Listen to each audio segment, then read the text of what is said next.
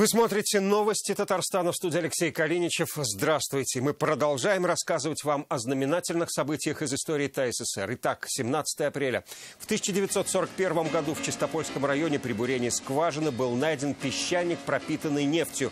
Обнаруженный песчаник дал надежду, что он не что иное, как верхушка крупного месторождения. В республике началась эпоха большой нефти. А в 1989 году в этот день в Елабуге случился подземный толчок силой в 6 баллов. Колебания ощущались даже в Челнах, Альметьевске и Нижнекамске. Оказалось, что здесь проходит Камский глубинный разлом, и это природный тектонический процесс.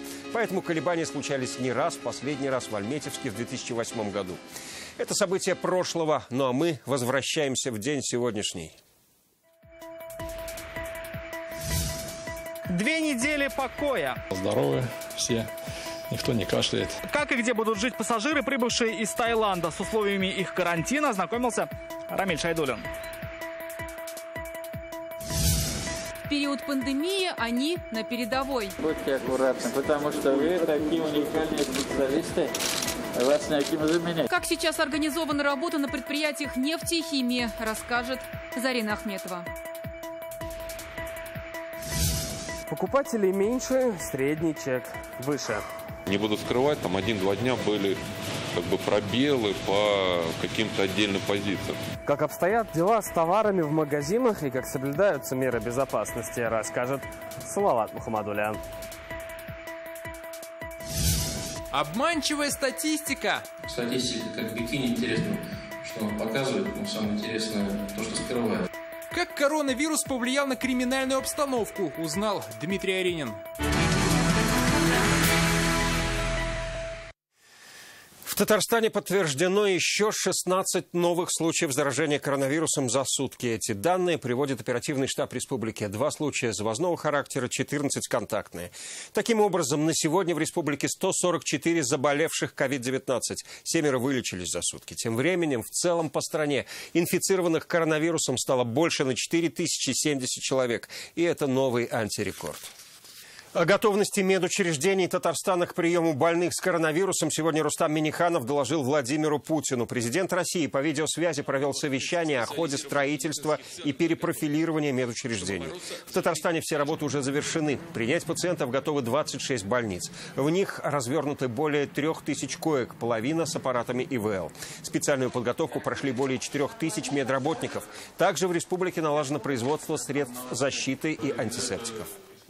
На данный момент задействованы 12 госпиталей, почти на 1400 коек. Остальные мы можем развернуть в течение нескольких часов по мере потребности. Диагностика новой коронавирусной инфекции осуществляется в 10 лабораториях, в том числе 1 лаборатория частная. Только на Танеко сейчас выпускают более 7 тонн антисептиков в сутки. Сегодня Рустам Минниханов ознакомился с производством, которое в кратчайшие сроки наладили на заводе в Нижнекамске. Здесь же президент Татарстана запустил новые установки, посмотрел, в каких условиях работают сотрудники предприятий нефтехимии. Он напомнил, главное – обеспечить безопасность персонала.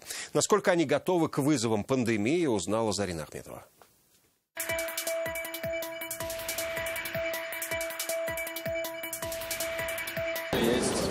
Да, вы будьте аккуратны, потому что вы такие уникальные специалисты. Нефтехимики – одни из тех, кто в период пандемии продолжают работать и даже запускают новые производства. Сегодня на Танеко Рустам Минниханов включил новую установку. Она позволит производить дополнительно до 150 тысяч тонн в год дизельного топлива стандарта Евро-5 и до 800 тысяч тонн судового топлива. Увеличится и производство автобензинов. Мы живем в непростое время. Вот сегодня 2 большие проблемы. Проблема коронавируса и проблема в экономике. Оно вот так наложилось, но вот такие события, как сегодня, они дают вот такой хороший настрой. В сжатые сроки здесь был организован выпуск антисептического раствора. Сегодня его показали президенту. Продукцию фасуют в канистры. Часть планируют передать волонтерам. Мы хотели бы первый выпуск передать ребятам движение «Убыжля» с вашего позволения. Большое спасибо. В режиме онлайн Рустам Минниханов связался с производством масок и защитных костюмов Ознакаева. Комплекс, запущенный компанией «Татнефть», может производить до 3,5 миллионов масок в месяц. Мы рады вносить свой вклад в борьбу с коронавирусом. Это большая честь и ответственность для всего коллектива предприятия. Мы ведем работу Министерства промышленности Российской Федерации в части того, чтобы получить меры федеральной поддержки для дальнейшего расширения производства вот этих материалов. Продолжает работать и Нижнекамск нефтехим. В прошлом году на заводе изопрена «Мономер» завершили модернизацию. Рустаму Миниханову рассказали, чтобы не допустить распространения коронавируса, сотрудники перешли на режим бесконтактного приема и передачи смен. Приходящие смены производят обход. В случае отсутствия замечаний они собираются у входа у противоположного, сообщают на смену. Сдающие смены выходят. На предприятии продолжается строительство нового этиленного комплекса. Чтобы свести контакты к минимуму, доступ представителей подрядных организаций на территорию завода ограничили. Генподрядчик турецкой компании «Гимон» вот пятно застройки, которую только что вам презентовали внизу.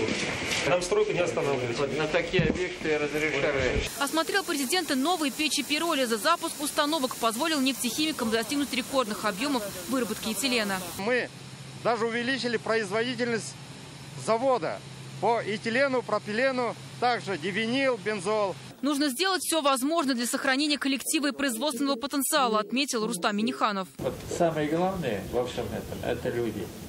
У вас работают уникальные специалисты, их заменить неким. Рустам Миниханов поблагодарил предприятие за уровень организации работы в непростой период и поручил держать планку. Зарина Ахметова, ТНВ, Нижнекамск. Также Рустам Миниханов сегодня посетил общежитие КГМУ. Здесь размещены медики, задействованные в лечении пациентов с коронавирусом. Напомним, ранее было решено, что такие врачи не будут возвращаться после работы домой. Здание общежития рассчитано на 420 человек. Все комнаты оснащены бытовой техникой. Здесь отлично все. Кухни, ну как дома, я считаю. Нет, не как чайник, все есть. С трапа самолета на двухнедельный карантин. В Казань сегодня ночью прибыл борт из Бангкока. На борту россияне, которые ранее не могли вылететь из Таиланда домой. 111 человек поселили в казанском санатории на двухнедельный карантин. Уже утром прошел первый медосмотр и забор анализов. Сейчас туристы привыкают к условиям обсервации. Как прошел их первый день, увидел Рамиль Шайдуллин. Вместо привычной формы сегодня все сотрудники санатория надевают хирургические и противочумные костюмы. Ранним утром они приняли 111 туристов из Таиланда сразу на карантин. Организован ежедневный осмотр доктора и ежедневная термометрия, как положено. Именно здесь, на базе санатория, и будут жить прибывшие. На втором, третьем и четвертом этажах расположились 111 человек. Практически в стерильных условиях и под постоянным наблюдением. У нас работает еще группа волонтеров. Помимо врачей с туристами, постоянно персонал санатория. Они следят за самочувствием людей, питанием, условиями пребывания. Самочувствие нормальное, здоровые все, никто не кашляет. Расположились относительно спокойно, организованно. Борт встречали сегодня ночью, сразу по приземлению, прямо в самолете. С помощью тепловизора их осмотрели сотрудники Роспотребнадзора. Среди туристов пассажиры из Самары, Перми, Кирова, Пензы и Татарстана. Сейчас у них у всех взяли анализы. Прежде чем попасть к прибывшим, нужно преодолеть мало того, что посты охраны и специальных служб, но и вот такие вот внутренние преграды. Этот шлюз последнее, что отделяет внешний мир от двухнедельного карантина. В остальном это почти тоже санаторное пребывание. Двухместные комнаты, в них холодильник, ванны, санузел и кровати. Кормят 3 раза в день, просто по определенным правилам. Просто идет как бы тележка, стучат в дверь, отдыхающие эти выходят в масках обязательно, и потом, берут эту пищу. Вот так это выглядит непосредственно перед раздачей. Все блюда предельно упакованы. Хлеб мало того, что в пакетах, но еще и в контейнерах. То же самое с салатами. Они накрыты пленкой. То же самое с фруктами и горячим, которое хранится вот в этих вот лагунах. Все сделано для того, чтобы не было ни малейшей возможности проникнуть инфекции. В таких условиях туристы пробудут до начала мая. Рамиль Шайдуллин, Марат Зайдуллин, ТНВ, Казань. Пик заболеваемости – середина мая. Число инфицированных не более 12 800 человек. Таков оптимистичный вариант развития событий в Татарстане в период пандемии. Математическую модель прогноза разработали эксперты на платформе Ситуационного центра республики. По мнению специалистов, ключевой фактор в сдерживании эпидемии – самоизоляция. Но возможен и вариант развития по итальянскому пути. Тогда могут заразиться более 350 тысяч жителей республики. Исходя же из немецкого сценария, заболевших будет более 88 тысяч человек. Пик придется на 26 мая. Эксперты считают, при развитии пессимистического сценария смертность от ковид может составить до 200 человек в день. Наложили на Российскую Федерацию. Мы получили, что пик ожидается в районе 13 мая и будет одновременно около 250-260 тысяч человек болеть. Если говорить про Республику Татарстан, то это порядка 24-25 тысяч человек, но сдвиг будет чуть позже, то есть это порядка 27 мая. Сейчас у Татарстана собственный сценарий распространения COVID-19. Сравнивать его с Италией или США преждевременно. У нас пока все гораздо спокойнее. Нужно понимать, то есть то, что мы видим сейчас, это результат мер, принятых там 2 недели назад. Соответственно, каждая мера, она снижает потенциально, либо увеличивает, бывают такие меры, возможно, которые эту кривую, то есть она ее меняет. И каждый регион, каждая страна, в принципе, пройдет по своему сценарию. Уже месяц, начиная с 15 марта, в Татарстане борются с коронавирусом. Как за это время менялась ситуация, сегодня рассказала руководитель управления Роспотребнадзора по республике Марина Потяшина.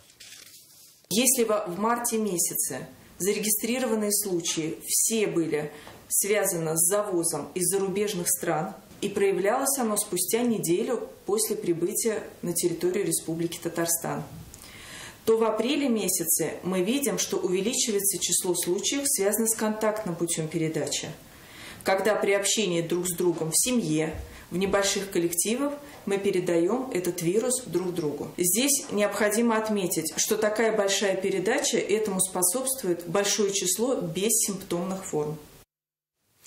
Всплеск совсем не то, что может показаться. Сегодня в полиции Татарстана объяснили, что стоит за статистикой, где по сравнению с прошлым годом в республике зафиксирован рост преступности сразу на 20%. Эти цифры, кстати, недавно стали предметом обсуждения на совещании Владимира Путина. Стоит ли паниковать татарстанцам, поинтересовался Дмитрий Аринин. Мы сегодня все находимся в состоянии войны с болезнью. Пандемия против полиции, что называется, открыла второй фронт. С началом самоизоляции правоохранители перешли на усиленный режим, а весь личный состав вышел из отпусков. Как докладывают, криминальная обстановка остается под контролем. Почти 20% рост преступности, как успокаивают, пугать не должен. Текущее состояние оперативной обстановки. Я сразу оговорюсь, обстановка за это время никуда не влетела. Из-под контроля правоохранительных органов не выходил. На непрогнозируемых скачков, но в статистике нет. Вот, нередко цитируемый афоризм. Статистика как бикини, интересно, что она показывает, но самое интересное то, что скрывает. Вот описываемая статистика рост за первый квартал скрывает, во-первых, увеличение числа краж, в первую очередь кредитных, с банковских счетов в отношении электронных денежных средств и мошенничество, совершенных с использованием средств связи сети интернет. По данным МВД, в период самоизоляции, когда людей на улицах стало меньше, преступления тоже стали сокращаться, кроме кибер. В период проведения режимных мероприятий с 19 марта по день сегодняшний я отмечаю все те же причины роста. По ряду серьезных составов также зафиксирован серьезный спад. Разбойных нападений гораздо меньше грабежей, краж и угонов. Мошенничество происходит и на почве самоизоляции. Появляются дельцы, готовые продать поддельные справки от работодателя. Придумали способ, как обойти систему СМС-пропусков. Люди просто стали хитрить, пересылать друг другу эти СМС-сообщения, называя в контакте своего телефона, своего друга вместо фамилии, имя, отчества, указывая номер, это 2590, этот друг уже шлет добро на выход. Но мы вели свою внутреннюю кодировку. На сегодня в Татарстане выявлено более 5000 нарушений самоизоляции. Часть дел уже дошла до судов. Напоминаем, что вся проводимая работа нацелена исключительно на предотвращение завоза и распространения коронавирусной инфекции.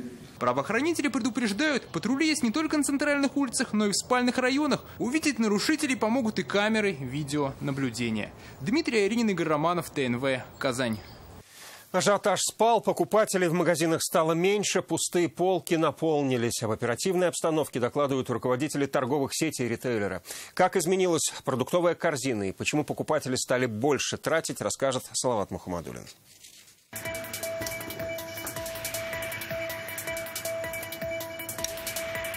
Рис, гречка, макароны, сахар. Так выглядела корзина покупателей еще 2 недели назад. Сегодня здесь уже фрукты, овощи, молоко, хлеб.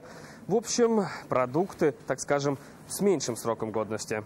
Ажиотаж спал, и все возвращается на круги своя. Хотя из-за накопленных запасов в начале апреля крупы сейчас берут реже, и покупателей на 20% в магазине стало меньше, а вот тратить стали больше. Продукцию длительного хранения он набрал.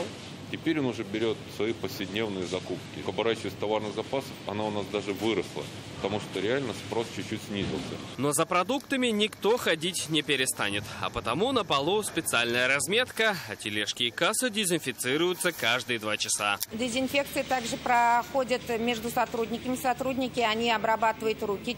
После каждой покупки, как вы отпустили покупателя, происходит дезинфекция рук. Защищаются с помощью масок и сами покупатели. Хотя и не все. То же самое и с дистанцией. Есть и дезинфекторы, то есть и перчатки есть. Мы, к сожалению, их не одели. Мы немножко торопимся, так как день рождения сегодня будем отмечать. Ничего не замечаю. Я считаю, что сейчас все есть на полках и продуктами нет проблем. Людей не так много, но многие ходят в масках, многие нет. А на кассах, я смотрю, люди соблюдают социальную дистанцию. В любом случае, все зависит от самих покупателей. Пустых полок теперь практически нет, и снова опустошать их смысла тоже нет. Важнее соблюдать правила безопасности. Салават Мухаммадуллин, Ринат Сафин, ТНВ, Казань. Вы смотрите новости Татарстана, и вот о чем далее.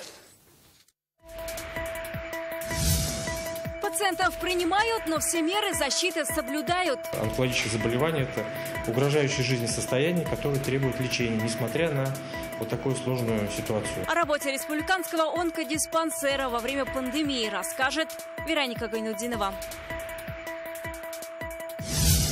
Носки из Альметьевска летают в космос. Космонавты цепляются стопой, верхней именно частью. Чем они отличаются от обычных и кто из космонавтов их примерил? Филюза Хамидуллина. 9-е заседание Госсовета пройдет 23 апреля и впервые в формате видеоконференц-связи. Такое решение было принято сегодня на заседании Президиума. Все из-за коронавируса. Заседание пройдет в 6 специально оборудованных залах. В каждом соберется не более 20 депутатов.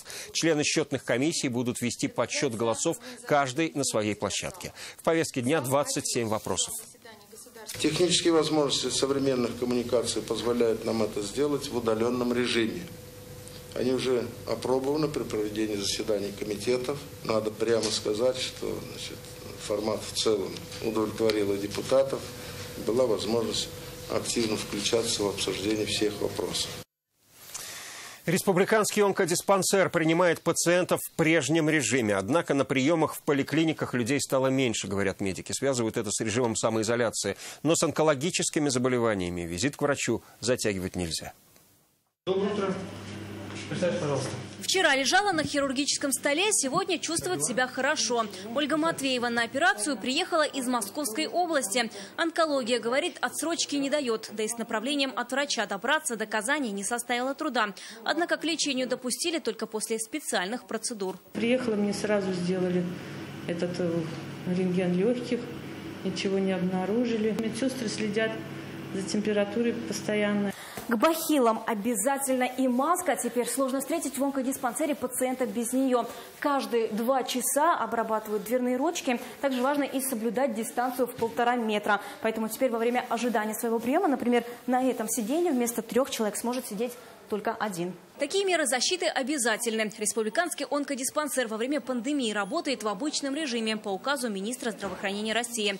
На сегодня палаты заполнены на 100%. В день проводят от 70 до 95 операций. Мы принимаем всех пациентов, те, кто были записаны ранее, кто получает консультацию и ставится в очередь в лист ожидания, потому что диагноз онкологических заболеваний – это угрожающее жизни состояние, которое требует лечения, несмотря на вот такую сложную ситуацию. Мы записываем дистанционно, в том числе и на госпитализацию, и уже пациент приезжает со всеми анализами, решенным вопросом на госпитализацию. Попасть пациенты могут на лучевую и химиотерапию, проводят приемы и первичные онкологические кабинеты. Правда, там сейчас людей меньше, говорят медики. Связывают это с режимом самоизоляции. Вероника Ганудинова, Данил Филатов, ТНВ, Казань. Где нашли место для нового казанского кожвендиспансера? Читайте в интернет-газете «Реальное время». Символы юбилеев на колесах. По-праздничному украшенные автобусы запустили в Казани. Техника специально оформлена к 75-летию Победы и столетию ТССР. Всего на маршруты отправятся 30 транспортных средств с юбилейной символикой. Вместе с казанцами на ярких автобусах проехал и Рамиль Галиуллин. В теплых боксах 4-го автотранспортного предприятия идет напряженная работа. Весь день здесь наносят на автобусы логотипы 75-летия Победы. Используют особенную печать на оракале. Поэтому привлекли сотрудников специализированных организаций. С одной стороны, напоминание о столетнем юбилее ТССР. С другой – о 75-летии Великой Победы. Автобусы с такими яркими надписями сегодня вышли на дороги Казани. Всего в рейс отправились 13 транспортных средств. Рафаэль Шигапов – водитель как раз 75-го маршрута. У него на машине сразу 2 юбилейные цифры. Одним из первых выехал на дороге Казани на обновленной технике. Я помню, были случаи на тысячелетие автобусы обклеивали. Пассажирам тоже очень нравится, все равно привлекает как-то взгляды, даже идешь просто по городу, смотришь, такой автобус проезжает, привлекает внимание. Всего праздничную раскраску получат 30 городских автобусов и 10 трамваев и троллейбусов. Юбилейные наклейки сделаны в специально разработанном стиле. Есть специальный брендбук, который носит рекомендательный характер. Был пилотный вариант, разработан, показан. Горожанам очень понравилось, позитивно восприняли. Пассажиры уже успели оценить новое оформление. Считают, еще одно напоминание о памятных датах не может быть лишним. Это все-таки наша история, это наше прошлое. Мы должны помнить. Столетия проходят, значит, нужны напомнить молодежи. Оформление продолжится и на следующей неделе. Курсировать по разным маршрутам нарядный транспорт будет в течение года. Рамиль Галиуллин, Вадим Илларионов, ТНВ, Казань. Одни поезда идут лишь по определенным числам, а другие вовсе отменены. Из-за коронавируса изменилось и расписание железнодорожного вокзала Казани. Как обрабатывают вагоны до и после, увидела Юлия Маратова. Этот поезд в Казань сегодня прибыл из Москвы. Все по расписанию. Правда, поезда из-за коронавируса ходят реже. Нет былого спроса. Если едут, то по необходимости, говорят сами пассажиры. Маме приехали. Мы решили пока на этот период все-таки уехать из Москвы. Я работаю в Москве, живу, там семья здесь. Стараемся все с собой носить, потому что у меня были салфетки, дезинфицирующие все средства для того, чтобы самому даже обработать. Купить билеты можно, как и раньше, дистанционно или в кассу. Главное, при возможной очереди соблюдать дистанцию в 1,5 метра. Такие значки уже появились на каждой вокзальной площадке. А вот приобрести билеты можно уже далеко не на все направления. В расписании маршрутов исчез рейс Казань-Адлер. При необходимости сюда можно уехать только проездными маршрутами. А некоторые поезда теперь будут ходить только по определенным числам. Так, до конца мая поезда Казань-Самара будут отправляться только по нечетным датам. А если какой-либо рейс отменяется, пассажирам предлагают перенести поездку или возвращают средства. Для безопасности пассажиров все необходимое. В поездах ежедневная дезинфекция. У всех замеряют температуру перед отправкой. Введено новое положение по рассадке пассажиров. Сейчас в купейном вагоне не более 2 пассажиров в одном купе, а в плацкартном вагоне не более 3 пассажиров в одном отсеке. Единственное, эта мера не касается семей. Уже после прибытия в Казань некоторым придется уйти на 2-недельный домашний карантин. Это касается всех, кто есть из городов повышенного риска. Это Москва и Санкт-Петербург. И работники ФБУЗа вручают всем прибывшим постановление о самоизоляции. Сейчас в Татарстане уже составляют списки таких пассажиров. За нарушение самоизоляции им грозит штраф от 15 до 40 тысяч рублей. Юлия Муратова, Александр Лобанов, ТНВ, Казань. Носки из Альметьевска теперь полетят в космос. На фабрике «Алсу» в городе начнут массово производить носки для космонавтов. Они сверхпрочные, со специальной защитой. Антон Шкаплеров, Олег Артемьев, Александр Скворцов, российские космонавты уже оценили их. Теперь же ими заинтересовались американцы. Те самые чудо-носки увидела и Филюза Хамидуллина. Космонавты цепляются стопой, верхней именно частью. Это и есть главное отличие космических носков. Специальные силиконовые подушки позволяют избежать ссадин и синяков, поясняет главный технолог Марина Ерещенко. Космонавты в условиях невесомости не ходят, а плавают, цепляясь за перекладины. При изготовлении носков учитывали все нюансы. Этим мы занимались больше года, разработали модель. Дополнительно использовали переплетение специальное, более плотное, чем для стандартных носочков. Вывязали участки, которые позволяют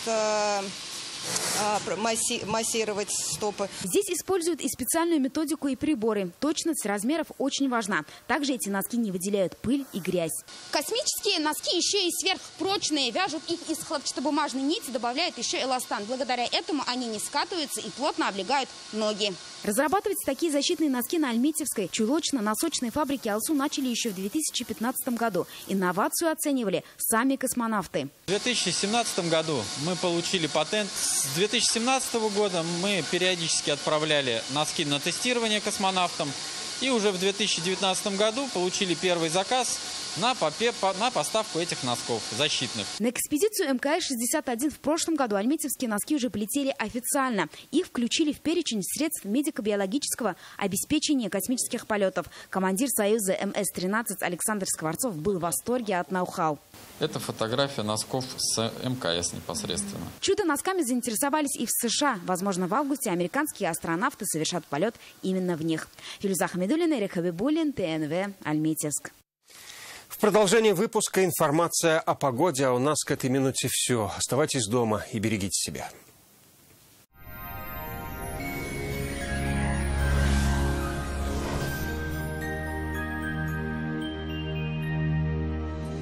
Здравствуйте! Циклон, принесший обильные осадки, усиление ветра и понижение температур, начинает сдавать свои позиции. И в предстоящие сутки погода начнет улучшаться. Об этом позже. Вам нужен шкаф-купе. Качественный, недорогой, со скидкой 20% и по вашим размерам? Тогда звоните в Данил Мастер, 2-167-166. Адрес Восстание, 23. По данным сервиса Яндекс.Погода, 18 апреля на юго-востоке в Бугульме, Бавлах, Азнакаево ночью и утром пройдут дожди, а днем прояснится около 5 градусов выше нуля. На северо-востоке, Нижнекамске, Набережных Челнах, Елабуге в первой половине дня ожидаются осадки, а вот во второй половине дня дожди не прогнозируется. Температура воздуха плюс 7. Жителей севера Татарстана ожидает облачная погода с прояснениями. Днем около 8 градусов выше нуля, местами с дождем. На северо-западе, в Арске, в Кукмаре, Балтаси ожидаются дожди преимущественно ночью и утром. Днем воздух прогреется до плюс 6. На юго-западе, в Болгаре, в Буинске, Дрожжаном во второй половине дня осадки прекратятся. Синоптики обещают около 7 градусов со знаком плюс. В центральных районах республики, в Чистополе, в Альметьевске, Мамадыше переменная облачность, временами дождь. Уже к вечеру субботы в республике установится вполне комфортная погода. Осадки прекратятся и местами даже будет выглядывать солнце. Федеральная сеть медицинских центров «Доктор Ост». Лечение самых сложных заболеваний позвоночника и суставов без боли и хирургического вмешательства. За 10 лет в 10 городах России врачами клиники отменено более 10 тысяч операций. Лучший протез – тот, что остался в упаковке. Мы беремся восстановить сустав даже на стадии некроза, без операций, с помощью передовых технологий. Приходите в «Доктор Ост». Убедитесь, вернуть сустав к жизни можно в любом возрасте. В воскресенье в Казани переменная облачность, пройдут дожди в ночные и утренние часы. Ночью температура около 2 градусов выше нуля, а днем плюс 6, плюс 8. Ветер западный, умеренный до сильного. Атмосферное давление по-прежнему ниже нормы, 742 миллиметра ртутного столба, влажность воздуха 72%. Магнитное поле Земли спокойное. О погоде все. В студии была Лейла Латыпова. Всего доброго и до свидания.